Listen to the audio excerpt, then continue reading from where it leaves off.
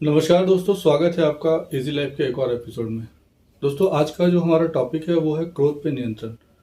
तो आज हम लोग इसी टॉपिक पे विस्तार से चर्चा करते हैं। दोस्तों, दरअसल क्रोध तो क्रोध होता है, चाहे मुझे क्रोध है या फिर आपको क्रोध है या किसी को भी क्रोध है। तो जब दरअसल होता क्या है कि जब क्रोध हमें आता है तो उस समय हमें पता नहीं चलता है कि क्रोध हमें जो है वो क्रोध के चपेट में जो है ना वो हम लोग आ चुके हैं।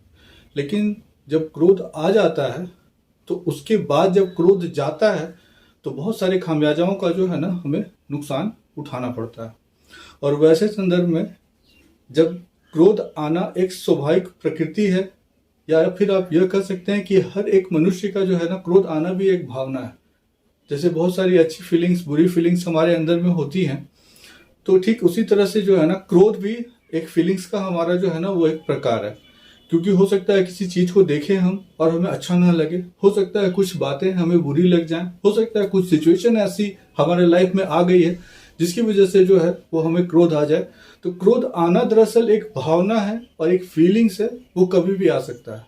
लेकिन परेशानी तब नहीं है कि क्रोध आ जाना, परेशानी तब होती है जो क्रोध जब चला जाता है और उससे होने वाले जो दुष्प्रभाव है उसके चपेट में जब हम आते हैं। तो क्रोध जाने के बाद हमें पता चलता है कि हमने क्रोध में क्या क्या गंवाया, क्या क्या खोया, और बहुत सारी चीजें जो है वो मनुष्य के साथ घटित होती है। तो सबसे इंपॉर्टेंट पार्ट क्या है कि देखिए, क्रोध जब आ जाता है और वो कब आएगा इसका जो है ना हमें पता नहीं चलता, क्योंकि हमें ये नहीं पता होता है कि कब, किस समय, किस सिचुएशन में हमें क्रोध आ सकता है। लेकिन क्योंकि क्रोध तो क्रोध है, आप कितना भी कोशिश कर लें, लेकिन सिचुएशन की वजह से क्रोध जो है वो आ ही जाता है। चाहे इसमें मैं हूं, आप हो। मैं खुद अपने बारे में अपना एक अनुभव साझा कर रहा हूं कि जब मुझे भी बहुत ज्यादा समय समय पे जो है ना बार बार जो है वो क्रोध आ जाता था, लेकिन मैंने उसके लिए बहुत प्रयास किया। मैं ये नहीं कह सकता कि मेरा क्रोध बिल्कुल खत्म हो चुका है, लेकिन हाँ, मैं ये जरूर कह सकता हूँ कि मैंने उस क्रोध पे नियंत्रण पाने की कोशिश जरूर किया है।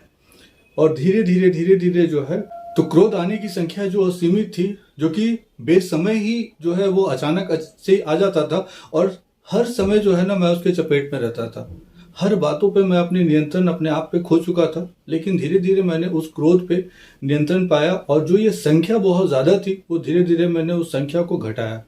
तो अगर आप भी क्रोध के चपेट में हैं और आप भी क्रोध से ग्रसित हैं, तो आप ये नहीं कह सकते हैं, क्योंकि ये स्वाभाविक फीलिंग्स है। सिचुएशन में किसी भी सिचुएशन की वजह से आपके साथ हो सकता है, लेकिन हाँ, आप इस पर नियंत्रण पा सकते हैं। और नियंत्रण पाने का कुछ एक तरीका है। सबसे पहला तरीका मैं क्या अपनाता हूँ कि जब कभी भी क्रोध आता है तो मैं 1 to 100 नहीं, 100 to 1 जो है मैं उसकी गिनती स्टार्ट करता हूँ। जैसे 100, 99, 98, 97, 96, इस प्रकार से मैं स्टार्ट करता हूँ। तो धीरे धीरे जो है ना क्रोध जो है वो हमारा वो कम होने लगता है। दूसरा तरीका मैं अपनाता हूँ वो है मेडिटेशन। क्योंकि देखिए दोस्तों, मेडिटेशन एक ऐसा जरिया है जिसपे कि आप अपने विचारों पे कंट्रोल पा सकते हैं।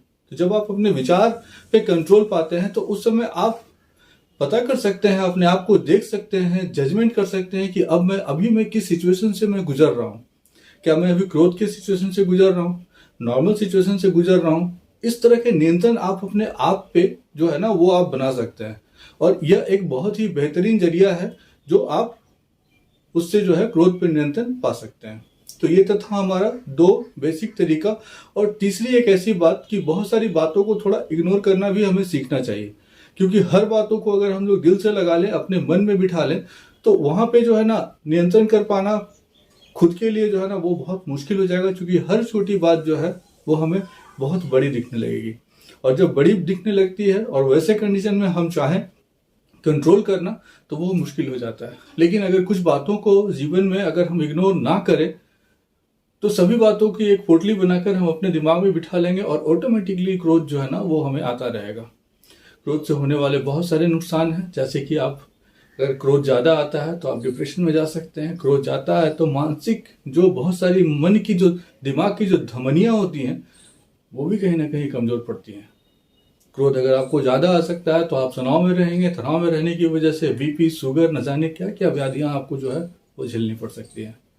तो कोशिश आप ये करें कि अगर आपको क्रोध ज्यादा आता है तो सबसे पहले आप जो उपाय लगाएं वो है आपके लिए वो है मेडिटेशन।